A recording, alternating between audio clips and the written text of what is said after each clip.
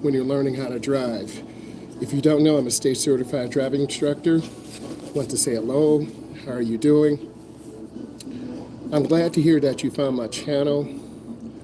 And learning to drive can be very significant because in an industrialized nation such as the United States, which is a developed country, you need to have transportation. You can take a bus, you can take Uber and Lyft, but when you learn how to drive, you have independence. And independence is what a lot of people strive for. When I was learning how to drive, it changed my life. I had to get a job. I had to know about automotive maintenance. I had to get insurance. I had to really be aware of my existence and not trying to accidentally run over someone. So what I want you to do is take it slow. If you're planning to learn how to drive, if you're over 18, you're going to have to go to Secretary of State. You're going to have to get something called a TIP.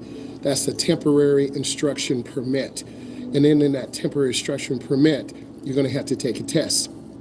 And when you take that test, you're going to be quizzed and asked about road signs, pavement markings, rules of the right of way. And once you master that test, you'll be rewarded with a passing grade. So that's the first hurdle. Yay. The second hurdle, now you're going to need someone who is not scared to let you use their car. This could be your best friend. This could be your uncle, UNCLE.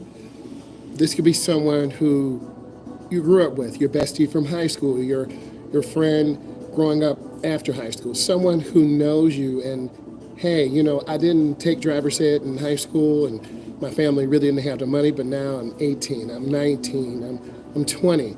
I'm tired of asking mom and dad for a ride. So now there's an opportunity for you to manage and do those adult things, because driving is not for kids, it's for adults. In most states here in the United States, 16, 17, now remember 18 you can vote, and 21 you can legally consume alcohol. But we're not talking about voting or alcohol, we're talking about driving. And driving is a privilege. The state owns your license, not you. So you have to have insurance to show that you're financially capable in case you get hit or someone hits you. You have to have a job because gasoline is not free. Even if you have a Tesla, you still have to plug it in. You're still going to get a bill, bill. You have to have money, money. So that will help you grow up. Owning a car, driving a car teaches you personal responsibility. You can't always go someplace when you want. You have a red LED light that tells you to stop. You have a green light. Green does not mean go. You have to look left, right, left. You need to start off slow in parking lots. I take a lot of students in the parking lots. We do a lot of figure eights through the parking lot islands that really teaches good hand over hand in and good hand over hand out. You have to know how to be balanced when you drive. You're going to learn from your mom. You're going to learn from your dad. You're going to learn from me. If this is bringing you value, give it a thumbs up. You're going to learn from all the people in your driving environment. That's me, your mom, your dad, your uncle, your cousin. And then you're going to get into the car. And then you have to decide, how do I drive? What do I do? You're going to look up a couple of my videos. You're going to listen to my podcast, Driving with Myles. It's on Spotify right now. It's going to help you. You got to plan the route. A lot of people start in neighborhoods, go down to the end of the block, make a left turn, make another left turn. Practice getting those 90-degree turns. So you're turning and you're looking when you're turning. A lot of beginners, they're turning right, but they're looking straight. I have to tell my teens and adults, look where you want to go. If you look, you will visually track the car. Last night we were driving at night and my driver was drifting off the road to the left. because they couldn't see the lines. And I talked about that in my podcast, where you have to look ahead, use your headlights, use your depth perception, and driving at night is totally different. So you have to know the route, plan your route, driving neighborhoods, knowing where you want to go. Okay, I'm going to drive from here to my job, 10 miles away. I'm going to drive from my job to my grandmother's house. I'm going to drive to my job to my cousin's house. I'm going to drive from my job to my uncle's house. Hey, you want to have that plan, and you want to pick the best route. You can't always rely on GPS, global positioning systems. You have to use your own GPS. You need to plan to drive defensively. And all through this whole journey, I'm a defensive driving instructor. You have to anticipate people cutting you off, cut off, CUTOFF. You have to plan for people tailgating you. So you want to be consistent with your speed. Yesterday when my student was driving, the speed limit was 50. They were at a slow 39. And then the light changed from green to yellow.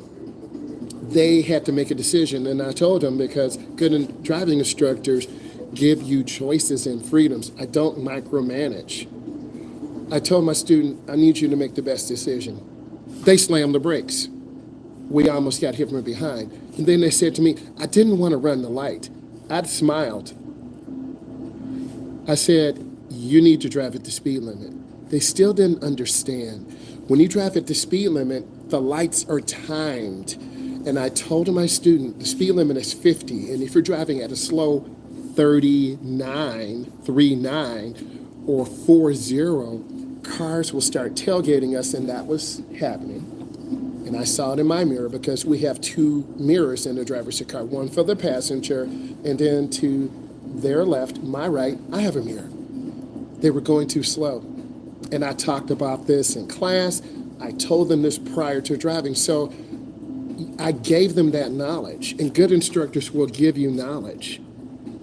I want to see you learn. I want to see you be successful. So you got to learn to drive at the speed limit, or you're going to have to run lights, get hit, or you're going to have to slam brakes. A lot of drivers are rear-ended. A lot of student drivers are rear-ended because they go too slow, or they're always tapping the brakes. So that was the success. Stick to the speed limits. So I've always talked about this. You got to be able to stick to the speed limits. And if it's 50, you got to be about 50. If you go over speed, now you're going to be like creeping in on cars. And that's dangerous too, because someone can panic stop, not use a blinker. So I always tell my students, have good speed, SPEED, have good space, SPACE, and have a smile, SMILE. This way you're balanced. I'm a very basic and chilled person. I want you to be successful. And don't get it twisted. You have to listen to your instructor. You have to analyze the driving environment. It's at night. It's 8:45 at night. It's hard to see the lanes. People are driving 50, 55, 60. The speed limit is 50. My student driver's driving 39. Now you understand the situation or the conundrum that we're in. So you got to drive at that environmental speed. To make the lights, you got to keep space. There's something called a WOLF, WOLF, pack, PACK. Awoo! No, happy Halloween. This is when there are a bunch of cars, 15 or 20 at a time. You want to be ahead of the wolf pack or behind the wolf pack.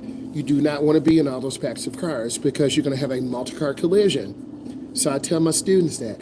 I give you bits and pieces of wisdom, and it's up to you to either choose to listen or not listen. And typically students who don't listen, because I'm a traffic safety worker, driver's ed instructor, they usually slam brakes, have to run a light, or have an accident.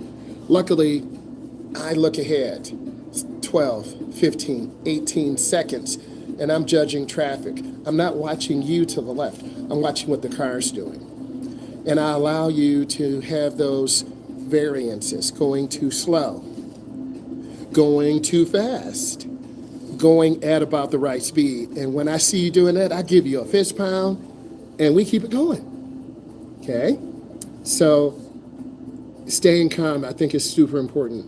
When my student was 12 under the limit and the light changed, they were going too slow to go through the light. They were going a little bit too fast to slam brakes. So they squeezed brake. It's called a squeeze brake technique. You use the ball of your foot. And we had a really hard stop. We all flew forward. And I looked at them, and they looked at me. So you have to have ownership. I'm a big person of giving you that freedom to make those decisions. That's what good instructors do. That's what good teachers do. Carry out the responsibility and then grow. Practice, practice, practice. The more you practice, the more comfortable you feel. I was a little sad, SAD, had a little tear in my eye, because it was the last time that they were going to drive with me. And those moments are three things. One, very happy, because I get a chance to look back and reflect. How did my student do? We worked on hand-over-hand steering. We worked on speed control. We worked on merging on the expressway. Sometimes we forget because you're overwhelmed. So I try not to make a big deal of that last drive, because it can end horribly, happy, Happy, or very chilled and somber. So there's a lot of emotions. Driving is very emotional. Over time, you will become better, but your mom, your dad, your cousin, your uncle has to take you out. And if you don't go out and practice, you're going to forget everything that you learned from me in your first level, and then you're going to be back to zero. And you're going to be going really slow under the limit. We've all seen that old lady or that old man. Everyone's going 70. They're going 50. They're holding up the flow of the traffic. So I don't want you to be that person. I don't want you to get cut off or tailgated. And it happens because people are very aggressive today. And they see the sign on top of the car, but usually it's too late. And they try to slow down, flash the lights, to have us get over. Use technology. If you have adaptive cruise control, that's there. If you have lane departure, that's there. Modern cars have those technologies. Features like backup cameras. This is your best backup camera, those beautiful eyes. So when you back up, you look over your shoulder. You can't trust the camera. Look over your shoulder. Talked about lane departure warnings, adaptive cruise control. Hey, if this is bringing you value, give it a thumbs up. And I want to tell you, I have a podcast. It's on Spotify. It's called Driving with Myles. Okay? Look it up. You're going to get a chance to see me in a different light, talking to you like you're my daughter, you're my son, niece, nephew. It really gives you insight. I have 2 episodes. I'm going to be putting together more. Stay patient. I think that's the biggest thing. A lot of beginners are not patient. We want everything now. And I'm not mad. I understand. M-A-D. I'm not mad. But I want you to live a long time, because in your age group, you die very quickly. Teens to young adults, 14 to about 24. Your brain is still developing up to 24, 25 age group. So you've got to minimize the distractions, minimize the environmental friction. You got to focus on the task you're driving, like I'm focusing on you right now. Next. Don't hesitate to reach out to me. I'm going to be putting together some online support classes for driver's education. We can set up a learning session. So I'll be working on those things in the next few months. I'm definitely here to support you, to share experiences with you, to help you reach success. Success is different things to different people, whether you're 15, 20, 25, 30. And it's all about elevating and rising, because driving can empower you to have independence. I'm an example of that. And you also have to be careful, because you can make a mistake to take someone's life and you don't even know it. The example was my student almost running the light. So it's real out there. So when you hear those podcasts, you're going to hear me reflect on the things I've been through to help you, so you can get a different perspective. If this brought you value, give it a thumbs up. I want to say I appreciate you. Have a happy day, and I will talk to you soon. Bye.